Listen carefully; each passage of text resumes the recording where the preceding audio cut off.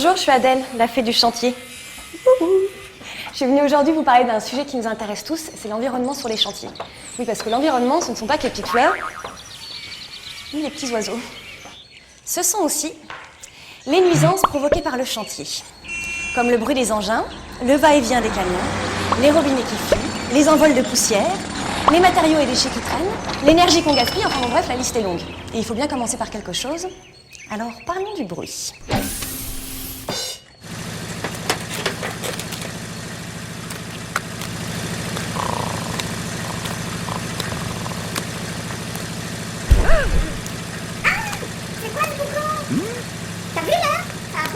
Oh là là là là, non, stop. Ça ne peut pas continuer comme ça, là, il faut trouver une solution. Et non, contrairement à ce qu'on pourrait croire, c'est pas parce que c'est petit qu'on fait le bruit. Le tout, c'est que les machines aient une bonne isolation phonique et qu'elles ne soient pas placées à proximité des riverains. Et il faut aussi faire en sorte qu'elles ne tournent pas inutilement en permanence. Je voulais ajouter qu'il vaut mieux éviter de faire du bruit juste au moment où cela risque de gêner le plus. Pensons aux voisins. Alors prévoyez vos travaux bruyants dans des plages horaires en journée. Ah, concernant les compagnons qui s'égosillent sur le chantier pour s'entendre, on a ce petit truc bien pratique. Alors le talkie est recommandé pour communiquer entre vous. Utilisez-le le plus souvent possible. C'est bien pratique ces petits machins-là. Puis c'est plus sympa pour les riverains. Tiens, puisqu'on parle des riverains, communiquer avec eux avant et pendant les travaux permet une meilleure compréhension mutuelle. Vous verrez que si vous leur expliquez ce que vous faites, ça ira tout de suite mieux. En effet, on accepte beaucoup plus facilement les nuisances quand on est prévenu et qu'on sait quand elles cesseront. Et pour ça, un simple petit courrier suffit. Bonjour madame, tenez, c'est pour vous. C'est simple. Ah, j'ai oublié un petit détail, le bruit est la nuisance qui reçoit le plus de procès-verbaux sur les chantiers. Et chaque PV, c'est 450 € d'amende. Donc finalement, le petit courrier, c'est pas si mal.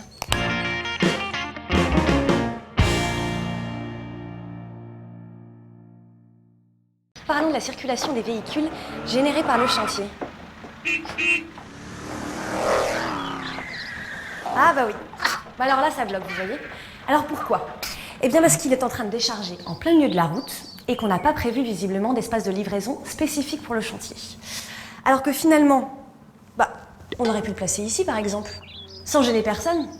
Et si jamais vous n'avez pas de place, eh bien prévoyez des horaires de livraison en dehors des heures de pointe. Pour le stationnement des véhicules, on les gare si possible sur place. Sinon, on peut toujours louer des places de parking à proximité.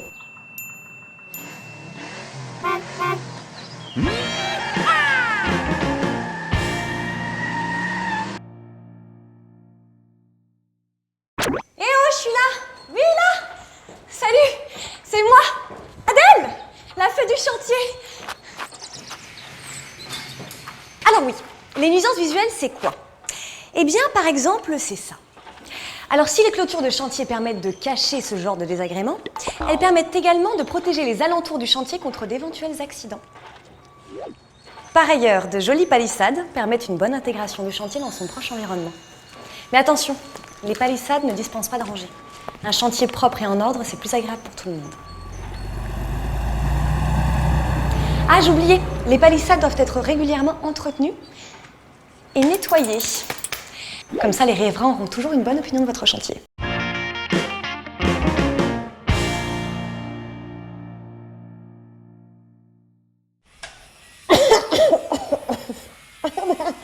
Salut, c'est vous. Vous me reconnaissez pas? Mais c'est moi. Adèle, la fée du chantier. Alors vous savez, les nuisances, cela peut aussi provenir des produits utilisés sur le chantier qui peuvent présenter des risques pour la santé. Tenez par exemple, les produits dangereux, il faut au maximum les éviter sur le chantier. Il peut exister des produits similaires, moins toxiques, et pour la santé et pour l'environnement. Alors n'hésitez pas à vous renseigner auprès de vos fournisseurs. N'oubliez pas qu'il faut mettre les déchets dangereux dans des conteneurs spécifiques et qu'il est interdit de les brûler, qu'ils soient dangereux ou non. Il y a les produits qu'on amène sur le chantier et il y a ceux qu'on fabrique directement sur place. Après nettoyage des bennes et des bétonneuses, il faut absolument mettre en place des zones ou des bacs de décantation pour l'eau de nettoyage qui, après récupération, pourront servir à l'approvisionnement de la zone de nettoyage ou partir directement dans le réseau public. Les déchets de l'étance, quant à eux, pourront aller directement dans les bennes d'inertes. Pour le nettoyage des ustensiles de peinture, il ne s'agit pas de tout les verser partout. Il existe des équipements spécifiques pour filtrer l'eau de rinçage.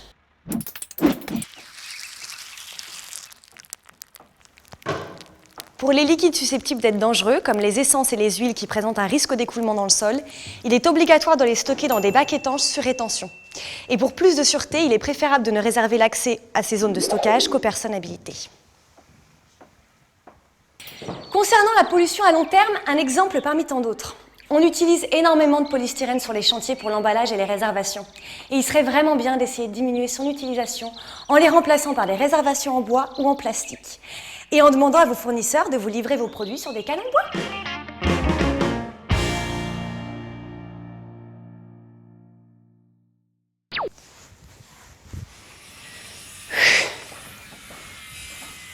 Ah, bah vous êtes là. Ça tombe bien, je voulais vous parler des nuisances de chantier liées aux poussières et aux boues.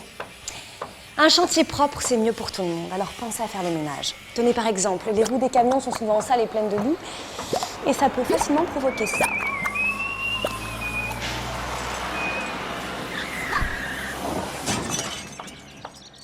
Oh, c'est pas vrai.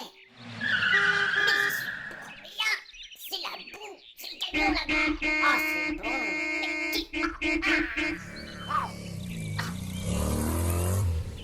Et oui, les accidents, ça n'arrive pas qu'aux autres. Pour éviter de salir les voies publiques, il est intéressant, suivant la taille de votre chantier, de créer une chaussée provisoire qui vous permettra de travailler proprement dans le chantier. Et si c'est propre à l'intérieur, ça le sera aussi à l'extérieur. Je vous conseille également de mettre en place une zone de nettoyage en sortie de chantier. Cela vous permettra d'avoir des camions et des véhicules qui ne saliront pas les voies publiques tout au long de leur trajet. Si les voiries de chantier sont sales, il y aura en permanence des envols de poussière. C'est pourquoi il vaut mieux le nettoyer régulièrement. Et par temps sec, un petit arrosage des voies ne sera parfois pas du luxe.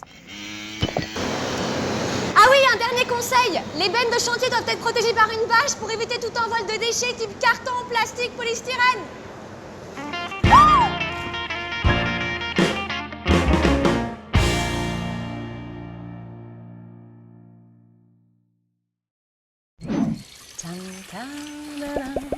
Eh bien, bienvenue chez moi.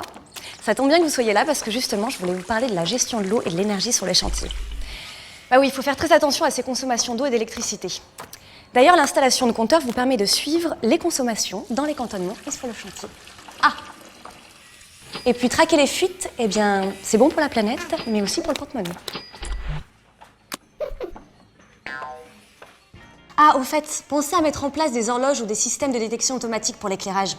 Et vous pouvez même aller plus loin et penser à des installations de panneaux solaires ou de récupération d'eau de pluie.